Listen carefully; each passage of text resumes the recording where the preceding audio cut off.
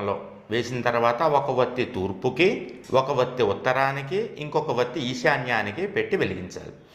దీపారాధనను ఎప్పుడూ కూడా అగ్గిపుల్లతో కానీ కొవ్వొత్తితో కానీ వెలిగించకూడదు. ఒక ఏకహారతి తీసుకుని, అంటే ఒక వత్తి తీసుకుని దాన్ని నేతిలో కానీ నూనెలో కానీ కలిపి ముందుగా ఆ వత్తిని వెలిగించి దానితోటి దీపారాధన చేయాలి.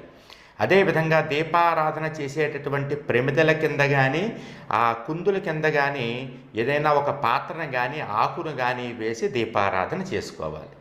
అదేవిధంగా దీపారాధనలో నూనె మిగిలిపోతే మళ్ళీ ఇంకో దీపంలో వేసి ఆ నూనెని వెలిగించకూడదు. అదేవిధంగా దీపారాధనని తెల్లవారుజామున 4 నుంచి సూర్యోదయం లోపల మాత్రమే చేయాలి, లేదా సూర్యాస్తమయం తర్వాత చీకటి పడిన తర్వాత చేసుకోవాలి.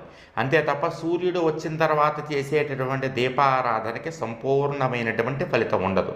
కాబట్టి ఈ దీపారాధన